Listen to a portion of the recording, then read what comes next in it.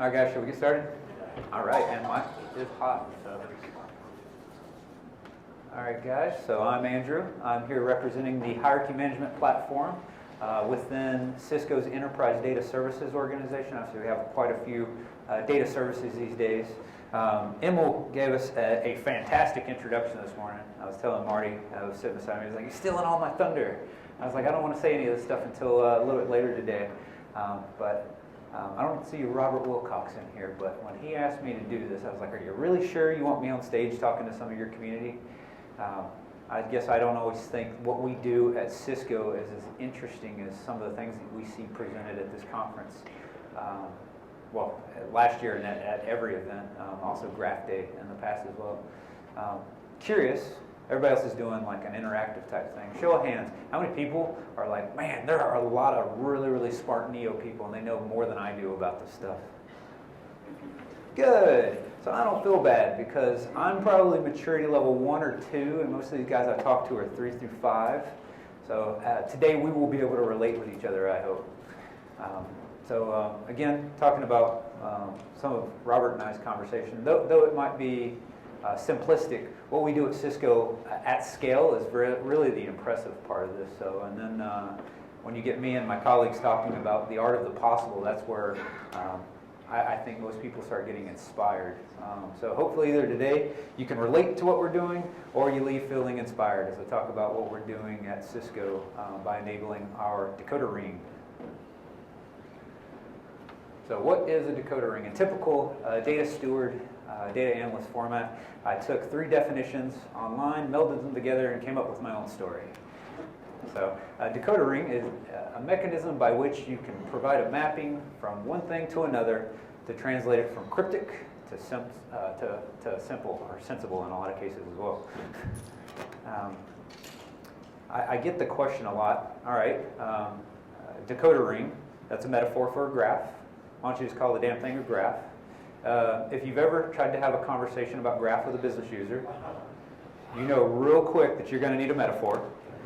A couple metaphors out there: 360-degree view, that's probably the most common. Here's lexicon, data compendium. We have another one at Cisco called the golden thread. It's how some of our business colleagues use to conceptualize a customer's experience from end to end. Also, decoder rings a tribute to my childhood, let me live my life. Oh, fell on deaf ears, guys. I had that one prepared all week. There we go. There we go. So my point with a graph, every company has a graph. What you may not know is the different ciphers that go into that graph. And again, with the hierarchy management platform, or H&P for short, the hierarchies actually are our ciphers. And the decoder ring is really just a collection of those ciphers. And the collection of those ciphers for a variety of reasons, but one, if you saw on the previous slide, we had the decoder ring, which was you turn one knob and you turn the other knob and you can actually decode your question into whatever the answer. You can decode something and get the answer you're looking for. Similarly, with our hierarchies, once we started getting them within the decoder ring, our Cisco graph, we were starting to be able to traverse from one product hierarchy to another product hierarchy, or one product hierarchy to a customer hierarchy, to a supply chain hierarchy, to a manufacturing hierarchy, and so on and so forth, using unique identifiers. So, we'll talk about quite a few of those examples here in a minute, but before we get started, and this was a very nice call out. I actually added these slides last night after talking to some of the Neo guys and some of the other speakers. One of the most, asked question was, how the hell did you guys come up with the hierarchy management platform in the first place? Did you just all of a sudden say, "Hey, we need a decoder ring, we're going to have this grand plan in place"? And no, that is not how it started. We started with a business problem. As you can imagine, with a 25-plus-year-old company, I think we're 32 this year. So we've been doing this, and actually I did pull this from an old 2009 slide that I had inherited. As you can imagine, with a company that old and a company that has an acquisition just about every other month, or every time I open my email, it looks like we've acquired a new company. We've created a number of processes, systems, tools, and policies. And in doing so, we proliferated a number of hierarchies. So along with this slide, and I wish I would have pulled that slide as well, we had another slide they gave me, which was about 100 hierarchies at Cisco. Not all of them are enterprise hierarchies. Some are just derivative hierarchies. Some are splinter hierarchies. I'm sure you guys have very much the same thing. But one of the glaring things that you're going to observe in that slide was one entire column was dedicated to customer hierarchies. One entire column was dedicated to product hierarchies. Why in the hell did we have 21 different customer hierarchies? Why did we have 16 different product hierarchies? I guess the first part was to admit you had a problem. I like to say we admitted that we had an opportunity because these hierarchies were created for a reason, right? The tacit tribal knowledge that existed within those hierarchies, we could actually put that to good use in a graph. So the first stage and our value proposition was to unify those, get them in the same place. So that's where the platform came. The next piece, simplify. Obviously, there's a number of systems that are currently managing these. Typically in relational databases, we did find one graph alternative out there. We quickly put it in its place when we launched HMP. And then the third one is the Decoder Ring here. The amplify business growth by connecting the dots across the function. Have you ever seen the movie, sorry, I just creeped up here. Have you ever seen that movie, Pursuit of Happiness? Will Smith's character says, I wonder how they knew how to put that pursuit of happiness, how the founding fathers knew that. This is kind of one of those ones where I'd love to ask the guys who originally created this, how the hell did you know that you could actually put all these various ciphers in there and you're going to be able to traverse through them and you're going to see untold business growth. So that's kind of always been a head scratcher. If you had the privilege of seeing Prem Malhotra presenting up here last year with the Sales Connect mobile application and our Elasticsearch product, he's one of our founders. I was hoping I was going to see him this year and be like, really, dude, how did you guys know to go after this one? Because it's currently, especially here in the past year and a half, been allowing us to not only answer some of those questions we haven't been able to answer for the past few years, but it's been alluding to questions that we didn't even know we had a lot of times. So we've been thinking outside the box as we look through our own graph and start saying, hey, when we add this data here, we're starting to see this particular thing. It's an observation, right? Your data science has exploded in this realm. So we implemented HMP with our focus on the different hierarchies. So here I dropped out a few of our product hierarchies. These are 4 of our product hierarchies today, and I work with these teams substantial amount of my time, but picking Neo4j was the easy part. Naturally, you see what was in the industry in 2009. You needed something that was very conducive to data relationships. Clearly, Neo4j had the best game in town. I would argue Neo4j is still the best game in town. But each one of these hierarchies is a cipher that has an expert associated with it. So, for example, our product development team, they know their hierarchy through and through. They know a little bit about some of the other hierarchies as well. Obviously, they're in the product domain. So Neo4j, obviously being the easy part. And then with us having a bit of an older company, I'm thinking back to the slide this morning where they said, hey, what the average age of your Fortune 500s are going to be in the future. So I guess we're kind of old now, 32 years. But that middle layer is actually the challenging part. Whereas Neo was the easy part, the middle layer was kind of the challenging part. Luckily, with our old company, we have quite a few processes built up. And processes are very stringent. They have to be followed to the T. We're one of the best supply chain companies on the planet. So we took these policies, we took these processes, we put them into the system, we built in the system logic, we implemented an end-to-end workflow. So hey, product development, when you go through your new product introduction process and you say, hey, I'm going to create 10 new PIDs that immediately notified finance, marketing, strategy, the other teams that want to have notifications or take actions on that data.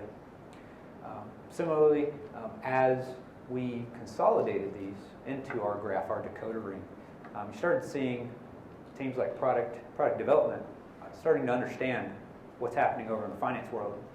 Start seeing people in finance knowing what strategy and marketing are doing, people in strategy knowing what all of their upstreams are doing, and so on and so forth. That has enabled us to do a variety of things, but automation is kind of the big one there. So like, think very simply, Neo4j, you throw an app layer on top of it. The automation piece of this was, we put a business rules engine on it, just like everybody else seems to be talking about here. I was like, man, we're not unique at all. So the business rules engine got us to 50 to 80% automation. We also threw a workflow tool in there. We said, hey, if we can't catch it with business rules, we'll try to semi-automate it. If you got a many-to-many relationship, these guys typically know where their starting point is, so we'll narrow down our product inventory from 28 million records. We'll narrow it down to 5 or 10 for them, so we can kind of semi-automate it for them based on historical mappings that we've seen, or we can even default it, give it an associated ranking based on some of the historical stuff, so you can rank something pretty highly and say, hey, in 80% of the previous cases it was actually mapped to this, so you can default to that as well. But along with that, the business rules have only been built out to the next generation because we could actually see what everybody wanted to be doing within their workflow. So for example, I don't have software reporting on here, but I do have finance. Finance will look at our data and they're actually saying, hey, I need to do specific allocations for a variety of different use cases. They can then go to what the software reporting team is doing upstream and say, hey, I don't actually need to do that anymore. That was a rhetorical task. It was kind of redundant. I'm just going to use whatever you had. It helps automate some of their process. So these guys are starting to see what each other are doing in a lot of cases. I know perfect world, everybody knows what everybody's doing, right?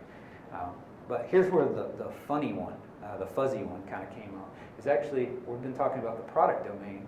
What happened when we went to a different domain, a customer domain or supply chain domain?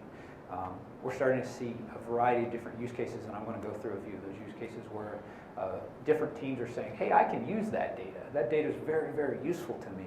And this is all because we just put it in the same place and allowed them to traverse from their data into another group's data.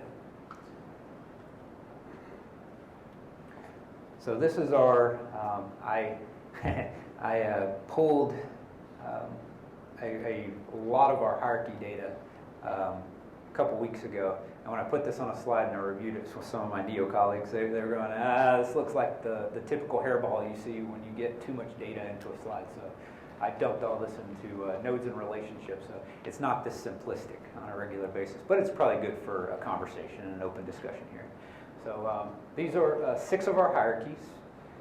In the green, some of these might be hierarchies, or if you think in a spatial term, some of them are horizontal, some of them are vertical. But I'm just using these as traversal nodes for in this conversation. But 6 hierarchies we're going to chat about. Let's start with the one right down the middle. This is our product and services hierarchy, also known as the ERP hierarchy.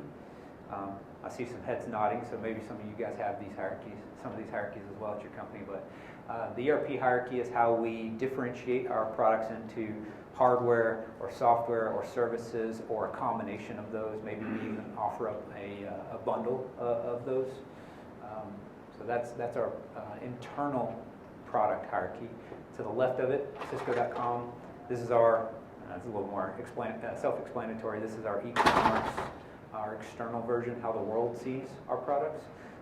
Really, we at Cisco like to have an internal, inside-out view for a lot of our stuff, so we actually have 2 of these hierarchies. So this is almost, it's a many-to-many relationship.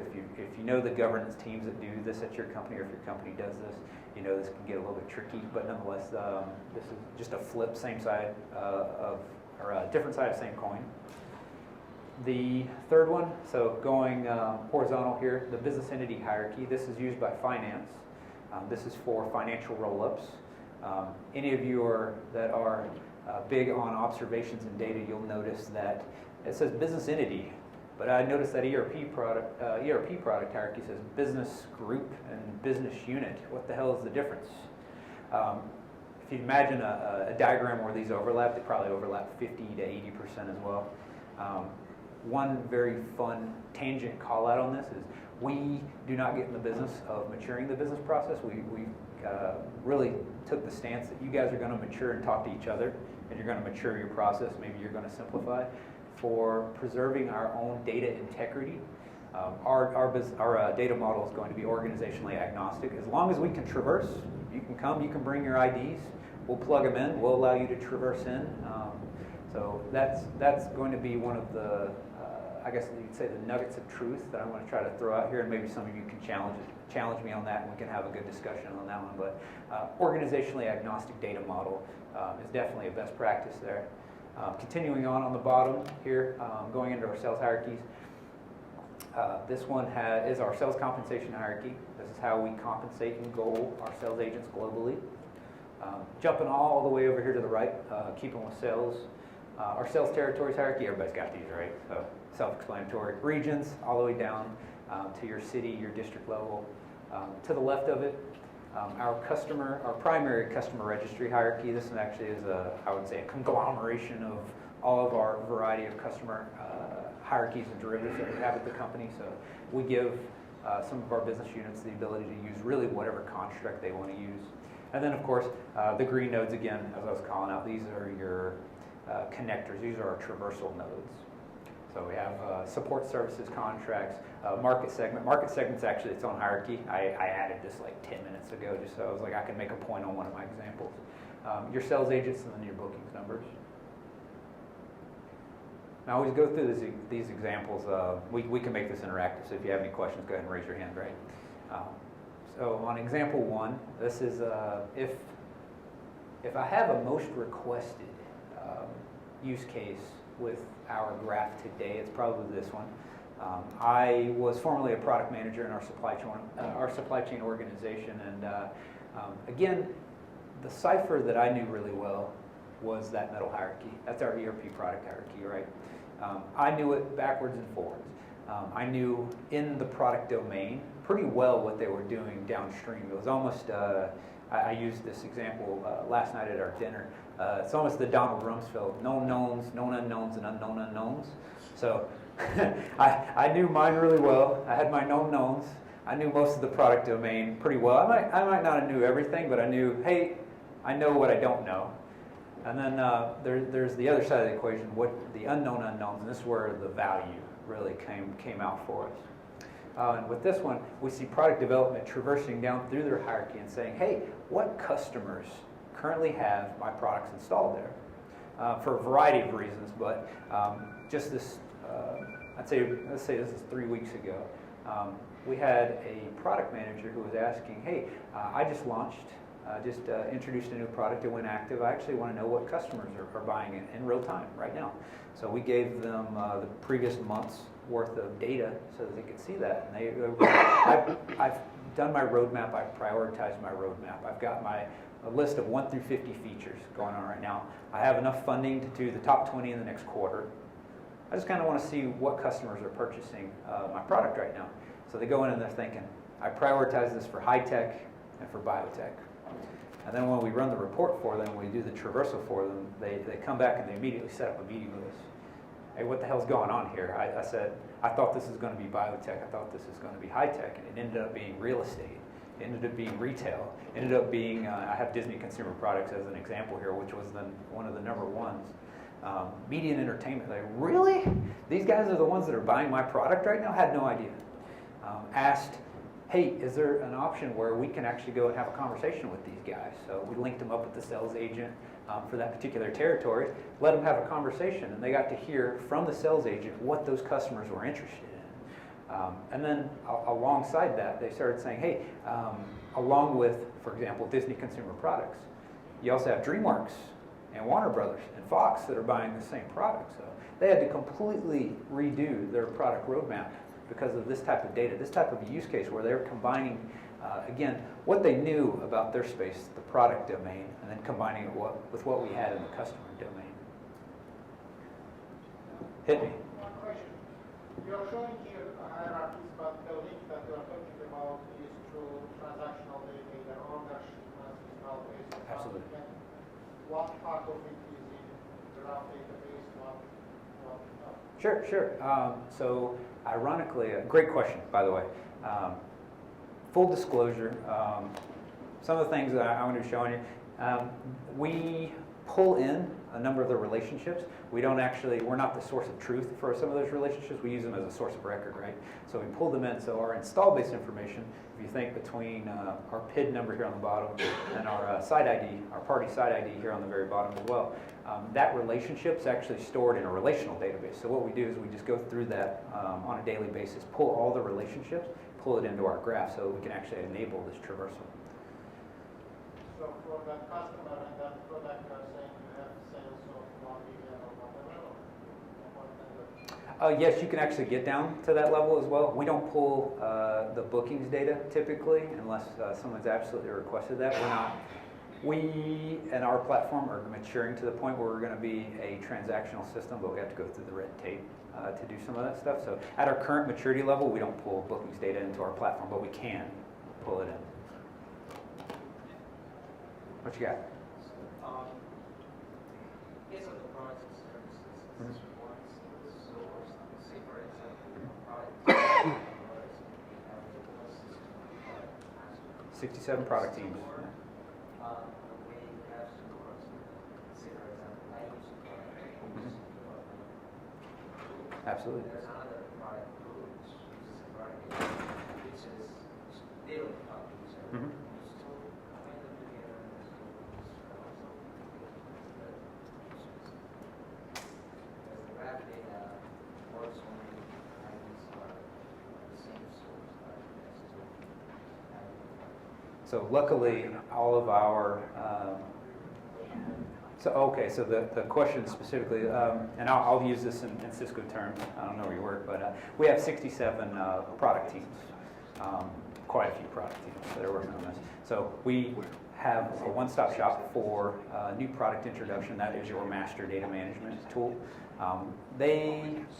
Obviously, in our world, we're more interested in the attributes that we care about, the relational data. We do, as mentioned in some of the other sessions, leave the current MDM relational databases and those tools alone. There luckily is only one of those for all product teams. So we always have unique PIDs that are coming through. We never actually have duplicates of those.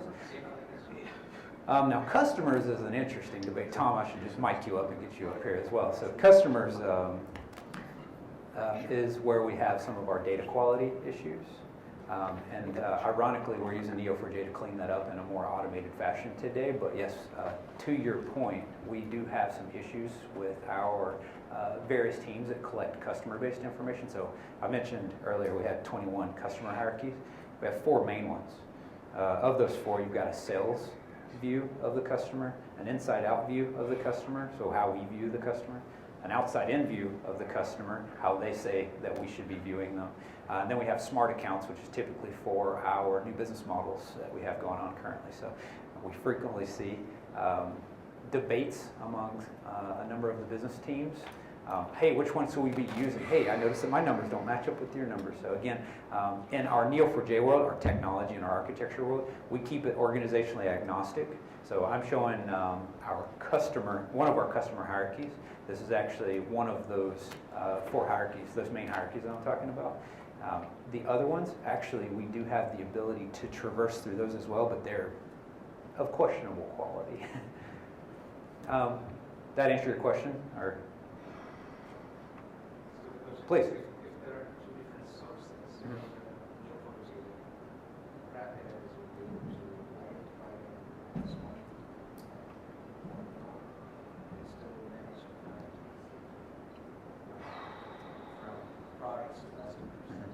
So the question is, taking our example, we have 4 primary customer hierarchies that we use, using Neo4j to actually combine some of those nodes. At the more granular levels, yes, we do that. That's actually an effort that we have currently going on. Where what we do is we do our best to automate using Neo4j, pull them in, consolidate them, and actually come up with what we're calling a standard hierarchy that can be used throughout the enterprise.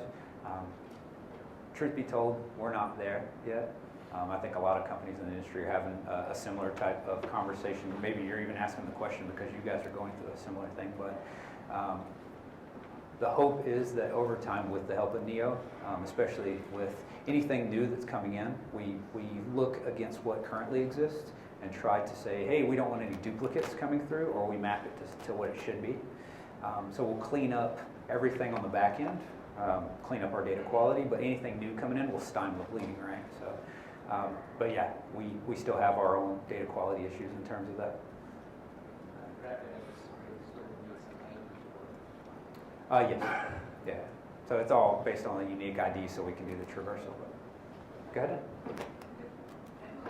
It's more of a follow-up question to the technical. So we do have a data management platform. Okay. Most of the associations which you show, this happens in our data warehouse where they combine the transactions with the hierarchy relationships, and most of the knowledge related to what you show your product, a specific customer is buying more or a specific industry which is buying more, it happens in the data warehouse. And you explain kind of business derives that business value out of hierarchy management platform. So if you could just, in a couple of minutes, what was the driver to get that data back into hierarchy management platform and derive the business value out of it? Is this more of a question in I'm asking exactly, what was the interest in getting that data and making it available in the hierarchy management platform? Oh, sure.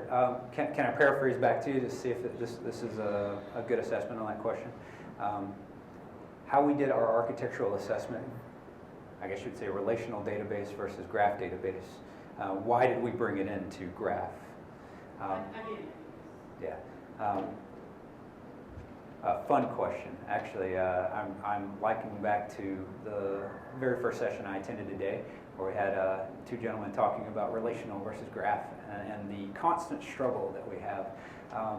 In my opinion, just a little bit of philosophical piece in here, these two, relational and graph, are going to be supplemental to each other, and they can work in tandem. Each one of them has capabilities that they are best suited for in a lot of cases.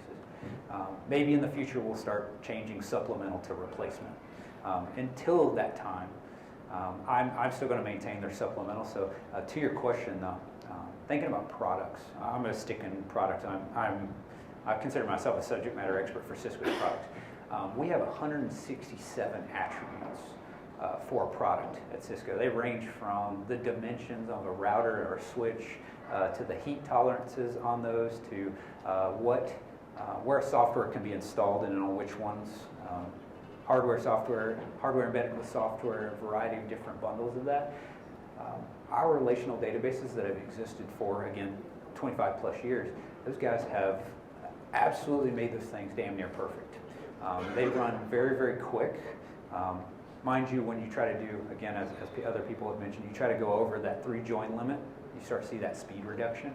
So having the highly relationship-oriented data in graph is really just added a different capability onto our existing MDM and BI. I would say graph hasn't really changed the definitions of those. It's just expedited the ability for you to make decisions. It's expedited the ability for you to actually traverse from one data domain to another data domain. So hopefully that's sufficient. It's a little bit of my fuzzy philosophical opinion there, but to take it even a step further, we have a number of really, really intelligent architects, and they have their arena, and they're good at it.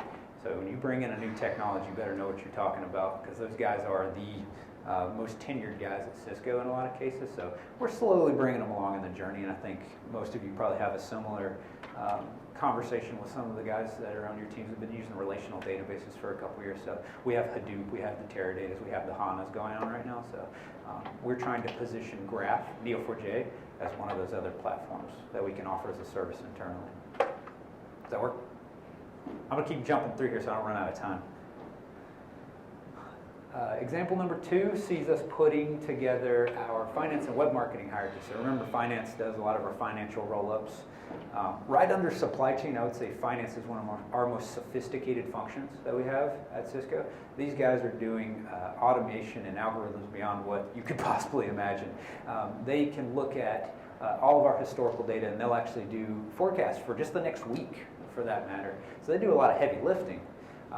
Well, once we had all of these in our hierarchy management platform, suddenly web marketing starts looking at it and saying, hey, I noticed that your forecasts over the past couple of weeks have said you expect a trend down.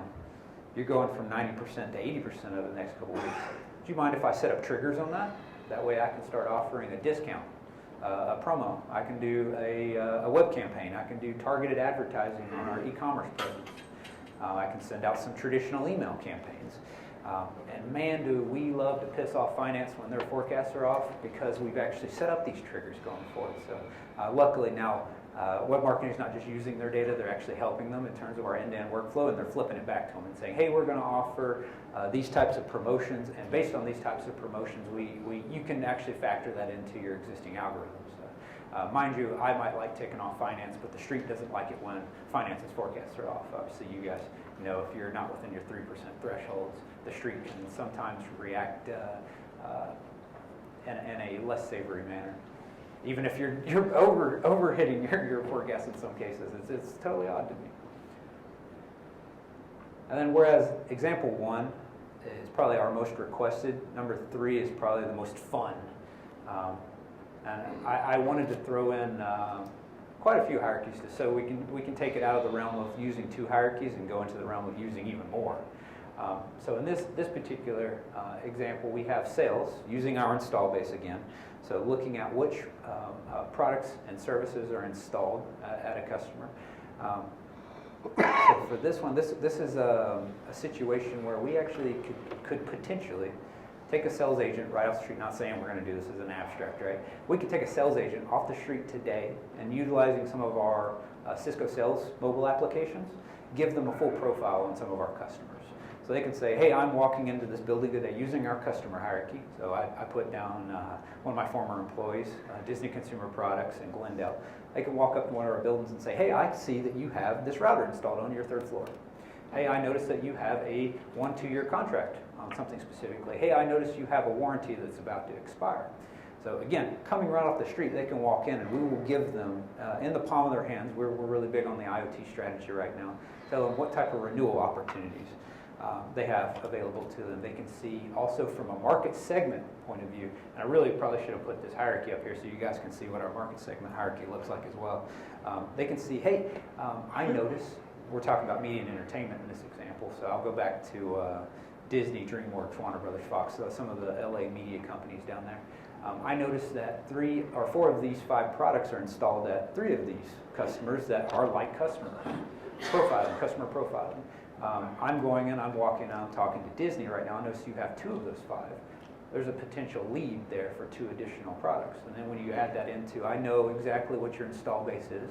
I know what kind of warranties and support services you have going on right now. You can actually bundle that together for upsell and cross-sell opportunities. So it's a very grandiose use case, but it's actually something that we've been seeing people requesting here with the advent of some of our sales mobile applications coming live. And just tacking onto that one, and I always like to add, sales compensation has been kind of a thorn in my side for the past 6 months because we just recently onboarded this one into the hierarchy management platform. With the sales compensation hierarchy, maybe less graph type of a use case, but it's in our Decoder Ring, mind you. We actually, a very fun thing that they do is if the product team says, we are no longer going to support this, suddenly we pull the incentive from the sales agent. Sales agent's not going to sell it, right? Can't make any money on it. So it's actually allowing these 2 teams to start talking to each other. So that sales compensation hierarchy is used for incentive and also to figure out how we're going to do goaling and forecasting in the future. So all these elements get to work together in that case. Awesome. I'll keep going. So I wanted to throw out the top of my Decoder Ring. We actually use this slide a lot. I do not mind. This is not one of those trademark slides. If you want to have one of these for your company, as I was saying up here earlier, I am an evangelist for Neo4j. I'm not a salesperson, but I do love to see the community grow on this. So by all means, use any of these slides. I think Neo Technology is going to make it available to you guys. But the ciphers, again, are what live within our Decoder Ring. We don't have all of these today, mind you, but this is in our roadmap. These are groups that are actively engaging with us today. We actually even have a few more than this here recently coming after being able to see some of our data that we have within our graph. Each one of these groups really just offers up a cipher that we can add into our graph. It was funny, I came last night thinking that we had a really unique idea, and I was telling the team that are sitting here in the front, damn, I talked to everybody at the dinner last night, found out everybody's trying to do this now. That's kind of comical to me, and I was like, well, at least I know that we're on the right track. At least we're chugging in the right direction, and one of the very fun things, again, about these ciphers is allowing us to look, allowing our stakeholders to look past, present, future, and not only are they being able to traverse from each other's data, but they're being able to determine things, as aforementioned, that they've never even thought to ask as a question. So that said, a couple nuggets of truth today. I was like leaving on a, hey, I've got some options for you. I don't know, you guys might be in various phases here. I would say we're probably somewhere in the middle. If you're not using Neo4j, set up a POC. It is an amazing technology. Again, these guys have the best game in town. And it's allowing us to do a variety of different things. Do a POC, just something very simple. The second piece, and again, this is kind of where we're at. As I mentioned before, keep your data model organizationally agnostic. Do not get into the slow struggle of trying to mature your business processes at the same time that you're trying to grow your technology architecture. I'm not saying you can't push on them a little bit, put pressure onto them, but keep a very integral data model as you go forward, and just make sure that when people come, you bring in your IDs, you plug them in. Everyone else can benefit from what tacit tribal knowledge that you guys have built up and from your process. Allow other people to traverse, and hey, we'll open up the entire data model for you. And that goes into the second point. I think that data territorialism, and that's what I call it, is a disease for any company that's trying to grow. I'm not saying that you make all of your data that is SOX compliant or PII compliant. I'm not saying you have to make that stuff available for everyone to read. But definitely make sure that anybody who's tapping into your data models, make sure they can see everything. That's where they learn. They're going to learn from not only their own data domain, but they're going to learn from the other data domains as well. And then finally, the third one goes hand in hand with the second one. Build a robust API layer. We learned this too late in the game, and now we're trying to catch up in a lot of cases. You're not going to be able to catch all the different use cases in your Neo. There's going to be different BI platforms. There's going to be different applications that are coming to the table and saying, hey, I need you to do this. You're probably not going to be able to handle all of those. Have a robust API layer. That way you can deliver data to those teams. Make yourself a column with your Neo4j architecture. And then finally, the third one, we are nowhere near ready for this at Cisco. I hope in the next year we will be ready for it. Implement some type of crowdsourcing mechanism. This has been the bread and butter for some of my other applications. You would think, a lot of people ask me the question, well, how do you govern that? Trust people. I guess is where I go with this. We have about 70,000 employees. I made a very, very simple application in 2011, and it's still going today. And that application is just, we started it with the premise that it was a crowdsourcing workforce planning resource, that anybody can contribute to it, anybody can learn from it, and it has just snowballed. It went from, I think, initially 22 users, and I added it to all of our community, our collaboration platforms, and shared it with everyone.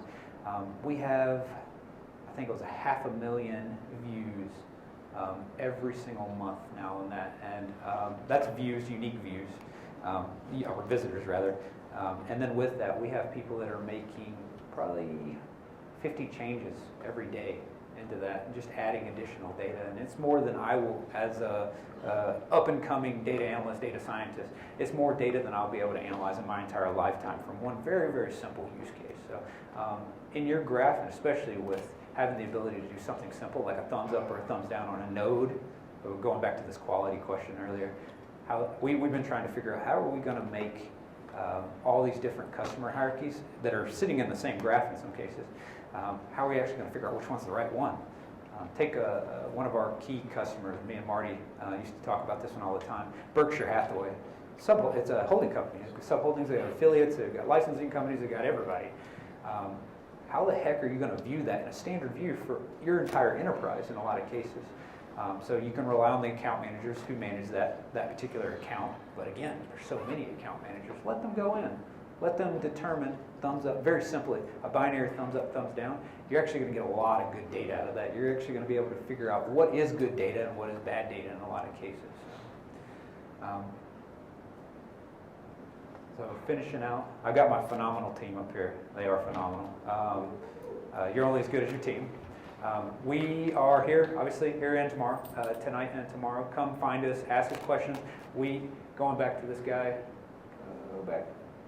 If you're interested in how we actually plug some of these guys in or how we're planning to plug them in, come ask questions. I'm all about having a discussion on this. So without further ado, Q&A, I guess. Or how much time we have? 5 minutes. You can't ask any more questions. No. So at some point you mentioned the API. Yes. So I was wondering whether all this information is provided to stakeholders of the APIs, or do you have a front end and all of them use this? We do. We do have a front end. So the question was, do we just use the API layer, or do we have a UI on top of it? Ironically, I'm a front end guy. I'm getting more sophisticated on the back end, the DB stuff. Again, we're building our maturity in the API arena right now. But initially, we started with, again, 2009 when they first kicked this off. We were in one of the pre-1.0 versions when they actually implemented this. They implemented it in embedded mode. And I'm now ripping the Band-Aid off as we upgrade from embedded mode to server mode. That said, we actually set an application layer right on top of Neo in a lot of cases. So when you click a button, it does a query. So we have like a little accordion right now that you can expand out. It does an immediate query to expand out those accordions on the front end. But yes, the front end is primarily for workflow. And it's also for batch changes. So uploads and exports, basic reporting. But the API layer is where I want to get us more sophisticated, just because people have built so many BI platforms. And we are in this constant struggle of data replication right now. Similar, I say data territorialism is a disease. Data replication is becoming a disease to me, because every single time we have to figure out where there's a sync problem between like 50 different relational databases, it takes so much time off your plate to do things that really matter. So, yeah, we are working on our API layer. All things in time, right? Yeah, thank you. Good question. I get long-winded on those, so sorry. Other questions?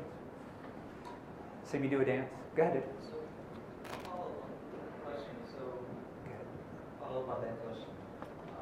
So you were mentioning examples of sales guys are in the product team. They come up with a question. I want to see who is using this. So you don't provide an UI for them to do this analysis, like business analysis, or how do you serve their needs? We do. So on the front end, there's a couple views. I'd argue we are working on the third one. The third one is the useful one, and that's your 3D visualization. Right now, we still have it in a hierarchies. Hierarchies was always a tangible manifestation of our master data for a lot of these teams. It was still very easy for them to put this into 2 dimensions, your rows and columns, your Excel format. The visualization that we're maturing along with, if you guys go down here and chat with Keylines, the Cambridge Intelligence team, we actually set a Keylines visualization layer here recently on top of the data to allow teams like sales to go in and start visualizing those different relationships. But the API layer is actually going to be more helpful for that, especially for groups like sales.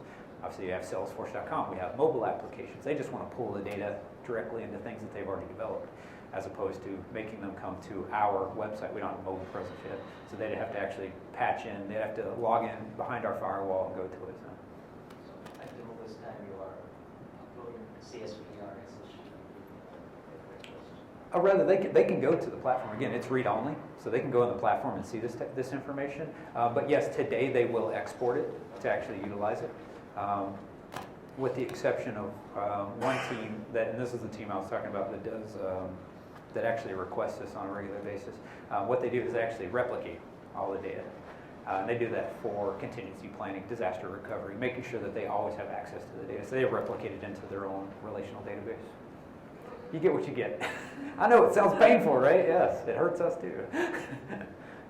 But again, if there's a good takeaway for this one, the process will mature along with everyone being evolved into the mindset of graph in the near future. So we're bringing them along in the journey with us. I figure you guys are as well. Go ahead. So are you teaching other teams in your organization how to write Cipher queries? Oh, so that's an interesting one. I talked to Emil about this last night, actually.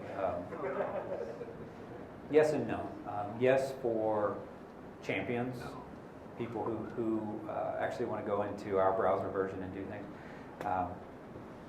I actually have a requirement on Neo's product roadmap so they can give me a layer on top of their browser version specifically for my business users so I don't have to teach them Cipher.